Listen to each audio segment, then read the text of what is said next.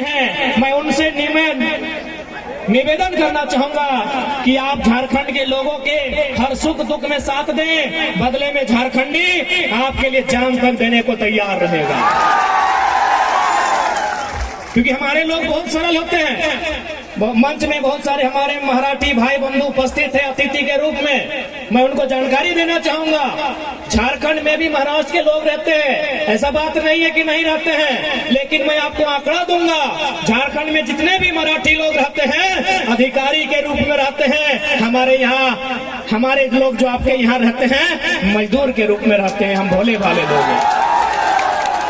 तो जितने भी मराठी अतिथि के रूप में आए हैं, मैं आपको संदेश देना चाहूंगा कि हमारे झारखंड के लोग बड़े सरल किस्म के लोग होते हैं, खेती बाड़ी करने वाले लोग होते हैं, भाईचारा के साथ जीवन यापन करने वाले लोग होते हैं। ये हमेशा इस माया नगरी से माया की नहीं दया की अपेक्षा रखती है। मैं आपको तमाम आंकड़े दूंगा कि आपके लोग भी हमारे राज्य में रहते हैं, अच्छी बात है, हम भी उनका आदर करते हैं, सत्कार करते हैं, सम्मान करते हैं, लेकिन जाके जांच कीजिएगा वो अधिकारी के रूप में रहते हैं, किसी कंपनी का जीएम है, किसी कंपनी में सीएमडी है। हमारे लोग यहाँ दुकान में हैं, हमारे लोग यहाँ मजदूर के रूप में हैं, हमारे लोग यहाँ ड्राइवर के रूप में हैं, हमारे लोग यहाँ वर्कर के रूप में हैं। क्योंकि झारखंड के लोग हैं, हम लोग सरल स्वभाव के लोग हैं। इसलिए मैं जितने भी यहाँ आसपास के लोग जो महाराष्ट्र की राजनीति से संबंध रखते हो, चूंकि ये नगर निगम का क्षेत्र है, नगर निगम महानगर निगम है, तो जितने भी लोग संबंध रखते हो मैं उनसे निवेदन करना चाहूंगा, हमारे झारखंड के लोग, उनके साथ साथ तमाम जो लोग यहाँ प्रवासी के रूप में रहते हैं, उनकी यथासंभव सहायता की जाए। क्योंकि आज ये लोग जो यहाँ प्रवास होकर आए हैं ये आपसे दया, आपसे सहयोग की अपेक्षा रखते हैं। यदि हमने जरा सी भी अन्य प्रदेशों की भांति अगर डोमिनेट करने का नेचर होता तो हमारे पास 40% खनिज संपदा है। अगर महाराष्ट्र के पास पत्थर का खदान है, यदि माया नगरी को आर्थिक राजधानी होने का गुमान है तो हम भी कोयला राजधानी से आते हैं।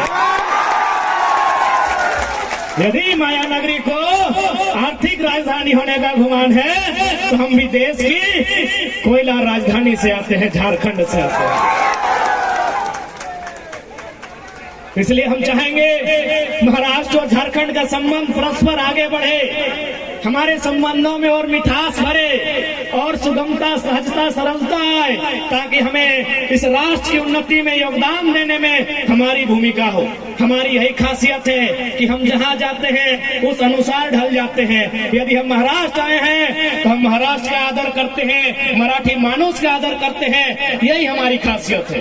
बाकी अन्य लोग भी झारखंड में रहते हैं, अन्य लोग भी झारखंड में रहते हैं, आप जाके वहाँ के व्यवहार को जांचिएगा, वहाँ के तौर तरीकों को जांचिएगा, जमीन आसमान का अंतर मिलता है। इसलिए आज ये महाराष्ट्र से हम लोग सीखने आए हैं। क्योंकि कुछ दिन पहले, माफ कीजिएगा, कुछ दिन पहले हमने एक अखबार में पढ़ा था कि महाराष्ट्र में कोई एक ऑटो ड्राइवर था जो यहाँ के एसपी से सवाल किया था कि एसपी साहब डू यू नो मराठी। ये आपने भी पढ़ा होगा कि एक मामूली सा ऑटो ड्राइवर जो टेम्पो चलाता है वो किसी डिस्ट्रिक्ट के एसपी से पूछा था कि do you know Marathi, if you don't know Marathi get lost from here. तो हम ये साहस लेने आए हैं महाराष्ट्र से, ये हिम्मत लेने आए हैं महाराष्ट्र से कि आपके यहाँ एक ऑटो ड्राइवर एसपी से आंख दिखा के बात करता है, सड़क में फुटपाथ में चलने वाला एक मामूली मराठी यहाँ आला अधिकारियों से आंख दिखा के बात करता है। लेकिन हमारे झारखंड में अरे स्टार वाले तो छोड़िए, एक वर्दीधारी देखे तो उनका हालत खराब हो जाता है। इसलिए इस मिट्टी से हम लोग हिम्मत लेने आए हैं कि भाई यहाँ की मिट्टी में क्या खासियत है कि यहाँ इस प्रकार की विधि व्यवस्थाएं हैं, यहाँ इस प्रकार से उन्नति का अवसर मिलता है। हमारा झारखंड 40% खनिज संपदा देता है। धनबाद में अगर कोयला है तो खोडरमा में अभ्रक है, तो गिरिडीह में बेशकीमती लकड़ियां हैं, तो पत्थर हैं, तो कहीं लोहा, तो कहीं तांबा, तो कहीं यूरेनियम, तो कहीं थोरियम, तो कहीं लिथियम, तो कहीं मीथेन का गैस है। हमारा झारखंड खनिज संपदा से भरा हुआ स्टेट है। अगर हमारी गवर्नमेंट यदि हमरा सरकार चाहता है, जन्मदिन हमनी सरकार में चाहते है ना, हमरा बुझा है 6 महीना में कम से कम 10% प्रवास के समस्या के समाधान कर देते। आंकड़ों के मुताबिक रांची में लगभग 13,000, धनबाद में 8,000, बोकारो ईस्ट सिंहभूम में 6,000 फैक्ट्री है। लगभग कुल मिलाकर बड़े छोटे जो मैन्युफैक्चरिंग कंपनियां हैं झारखंड में लगभग 55 से 60,000 के आसपास है। आप गुना करके देखिए, अगर एक कंपनी में 100 लोगों को भी रखा जाए तो 60,000 कंपनियों में कितने लोगों का जगह बन सकता है? लगभग 60 लाख। 60,000 में अगर 2 जीरो डालेंगे तो 6 लाख और 1 जीरो तो सीधे 60 लाख। मजदूरों की संख्या कितनी है प्रवासी? 12 लाख। समाधान है कि नहीं है? लेकिन पॉलिसी नहीं है, नीति नहीं है हमारे पास।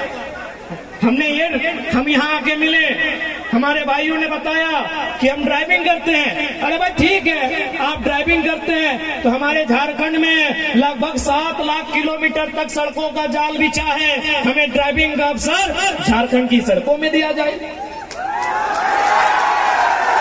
हमने थोड़ी कहा कि हमें ड्राइविंग का हुनर है तो हमारे हाथों में डॉक्टर वाला छुरी दे दीजिए, किडनी की जगह गुर्दा निकाल लेंगे। हमने ये थोड़ी कहा कि हमें इंजीनियर का काम दे दीजिए। हमने थोड़ी कहा, हमें जो टैलेंट होगा, यदि हम मैक्सिमम लोग ड्राइविंग ही जानते हैं और हमारी नियति में, हमारी इस जनरेशन को ड्राइविंग ही करना नियति में है, तो झारखंड में 7 लाख किलोमीटर तक सड़कें हैं। आप वहां अवसर दीजिए, कम से कम 200 किलोमीटर का वहां दूरी होगा, 2000 किलोमीटर की दूरी तय नहीं करना होगा। तो आखिर हमारी इस पीड़ा की, हमारी इस वेदना, हमारी इस तकलीफ का अनुभव कौन करेगा? इसलिए आज जितने भी प्रवासी हैं, मैं मानता हूं यहाँ जितने लोग आए हैं, आप भी नहीं चाहते होंगे कि हमारे जो आने वाली पीढ़ी हो वो प्रवास का दर्द झेले। मैं मानता हूं और इस बात में सच्चाई भी है। लेकिन आज कहीं ना कहीं, चूंकि इसी मन से मैंने देखा जो वक्ता थे कि इन्होंने, किसी ने अपने रब को याद किया, किसी ने भगवान को याद किया, किसी ने खुदा को याद किया। चूंकि मैं मजदूरों के लिए आया हूं, मैं रोटी की बात करूंगा। मजदूरों का सबसे बड़ा धर्म रोटी का होता है। तब वो संबंध नहीं रखता है कि आप किस धर्म की मान्यता रखते हैं, आप किस धर्म के प्रति आस्था रखते हैं। एक मजदूर का जो धर्म होता है वो रोटी का होता है। मैं मजदूरों के बीच आया हूं तो मैं रोटी की बात करूंगा। क्योंकि भारत एक संवैधानिक देश है, ये नियम कानूनों का देश है, ये देश कानूनों से चलता है और कानून के रखवाले हमारे सांसद होते हैं, कानून के रखवाले हमारे विधायक होते हैं। हाँ, तो आपको राजनीति को भी समझना होगा, आपको रोटी के साथ साथ राजनीति को समझना होगा। क्योंकि देश के 5वें प्रधानमंत्री माननीय चौधरी चरण सिंह ने एक लाइन कहा था कि अरे ओ किसानों, एक नजर रखो खेत खलियान पे और दूसरी नजर रखो लाल किला के मचान पे।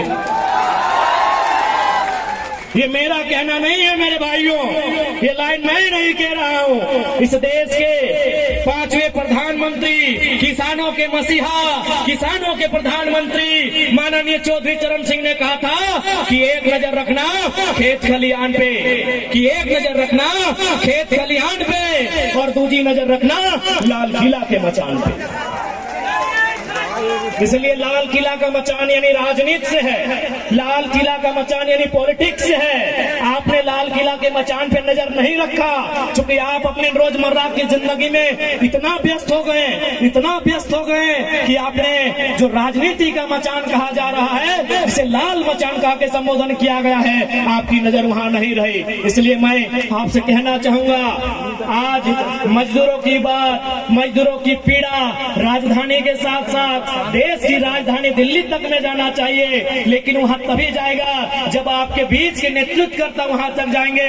आप बताइए, अडानी अंबानी के नेतृत्वकर्ता जाएंगे तो हमारी बात रखेंगे? इसीलिए तो सरकार लेकर आई थी 3 गो कृषि कानून। चूंकि कानून बनने से पहले अडानी साहब का गोदान बन गया था, तो एक जनता जानती है कि वो कृषि कानून किसके लिए था। चूंकि हमारे लोग वहां नहीं है मेरे साथियों, इसलिए आज जितने भी मजदूर तबके के लोग हैं, किसान वर्ग से संबंधित लोग हैं, मैं आपसे निवेदन करना चाहूंगा, आज जिस पीड़ा का अनुभव हम कर रहे हैं, जिस पीड़ा के कारण आज प्रवास की यात्रा को हमने तय किया है, यह प्रवास की यात्रा भविष्य में हमारी आने वाली पीढ़ियों को तय ना करना पड़े, इसलिए आज हमें लाल किला के मचान में लाल नजर रखनी होगी। लाल नजर यानी गुस्सा से राग करे, लाल नजर यानी राग। अशोक महतो जी, लाल नजर, लाल किला के मचान में लाल नजर हवा, ठीक ना खुशिदा? लाल नजर यानी गुस्सा के तोहनी गुस्सा नहीं कर रहा। बता एक बात बताओ, तोहनी भोटुआ ककरा दलहक? यहाँ के तो ने तो इनके नहीं दलहक, घरे में दलहक, चाहे बगोदर विधानसभा में दलहक, मांडो विधानसभा में दलहक, गोमिया में दलहक, डुमरी में दलहक, टुंडी में दलहक, गिरिडीह में दलहक, बरकट्ठा में दलहक, बरही में दलहक या कोडरमा में दलहक की नहीं? सबसे ज्यादा मुझे मांडू वाले नथिंगी ने जखरे पूछ ले बिशुनगढ़, और बाद झुमरा पहाड़। अच्छा ठीक है, तो नहीं हल्ला नहीं करे, एक बार हाथे खड़ा करा मांडू से क्या है? मांडू विधानसभा। अरे मांडू विधानसभा यानी बिशुनगढ़ ब्लॉक, मांडू ब्लॉक इतना। हाँ, गोमिया झुमरा पहाड़ के भी बड़ी हथिन। डुमरी, अरे डुमरियों के बड़ी हथुन डुमरी। और बगोदर बहुत ज्यादा हथिन। अब एक बतवा सुना,